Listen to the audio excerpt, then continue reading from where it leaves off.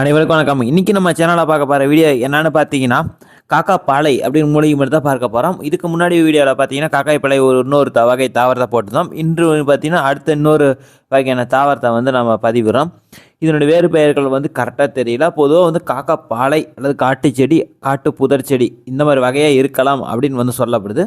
இதுவும் பார்த்தீங்கன்னா கிட்டத்தட்ட புதர் செடி மற்றும் சிறிய மர வகையை சேர்ந்தது. இதனுடைய வாழ்விடம் அப்படின்னு பார்த்தீங்கன்னா கடற்கரை பகுதிகள், காடுகள் தான் சொல்லப்படுது.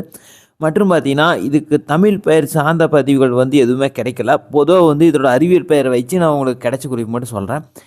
இது சுமார் 3 to 8 மீட்டர் உயரம் தாராளமாக வளரும். நீண்ட ஆயுள் கொண்ட ஒரு காட்டு தாவரமாகவே சொல்லப்படுது. இலைகள் பார்த்தீங்கன்னா எளிய வகைகள் மற்றும் பார்த்தீங்கன்னா முட்டை வடிவத்தில் காணப்படும். முக்கியமாக அடர் பச்சை நிறத்தில் காணப்படும். மேற்பரப்பு பார்த்தீங்கன்னா மென்மையானது. அது மட்டும் இல்லாமல் பார்த்தீங்கன்னா இதில் பூக்கள் சிறியவை மற்றும் பார்த்தீங்கன்னா மஞ்சள் கலந்த பச்சை நிறங்களில் இதில் பூக்கள் காணப்படும்.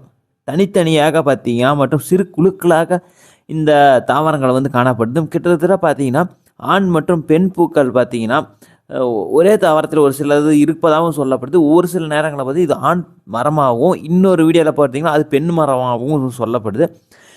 இதனுடைய பழங்கள் பார்த்தீங்கன்னா சிறிய வடிவில் மற்றும் பார்த்தீங்கன்னா பழுத்தும் மஞ்சள் பழுப்பு நிறமாக மாற்றம் அடையுது. விதைகள் மூலம் தான் இனப்பெருக்கம் செய்யுதுன்னு சொல்லப்படுது. மற்றும் பார்த்தீங்கன்னா இது பாரம்பரிய மருத்துவத்தில் அதிகமாக பார்த்தீங்கன்னா தோல் சார்ந்த பிரச்சனைகளுக்கும் கிருமி நாசினியாக பயன்படுத்தப்படுது. மற்றும் வீக்கம் குறைக்கிறதுக்கு இந்த பயன்படுத்தப்படலாம் அப்படின்னு சொல்லப்படுது. இது மட்டும் பார்த்தீங்கன்னா இது இந்தியா, இலங்கை, தென்கிழக்கு ஆசிய நாடுகள் தான் இதோட தாயகமாகவே கருதப்படுது. தமிழ்நாட்டில் பார்த்தீங்கன்னா அரிதாக சில காட்டுப்பகுதியில் மட்டுமே இந்த வகையான மூலிகை காணப்படுது. இந்த மூலிகை எங்கே எடுத்தோம் பார்த்தீங்கன்னா சென்னை பகுதியில் பச்சை மலை அப்படிங்கிற ஒரு மலை அடிவாரத்தில் பார்த்தீங்கன்னா இந்த வகையான மூலிகையை எடுத்தோம். இந்த மூலிகை இனத்தை நம்ம பயன்படுத்தும் போது பார்த்தீங்கன்னா இதுக்கு முன்னாடி நம்ம வீடியோ ஒன்று பதிவிட்டுரும் பார்த்தீங்கன்னா காட்டுப்பாலை ஒரு வகைன்னு. அந்த மர வகையும் இந்த வரையும் ஒரே மாதிரியாக இருக்கும். நல்லா உற்று பார்த்தீங்கன்னா சிறிய மாற்றங்கள் ஒரே வகை இனத்தை சார்ந்த மூலிகை ஒரே இடத்தில் எப்படி வியப்பித்து இருக்குது அந்த காலத்திலேருந்து பார்க்கலாம். ஓகே ஃப்ரெண்ட்ஸ், இந்த வீடியோ தெரிந்து கொள்ள மட்டும் பயன்படுத்திங்க.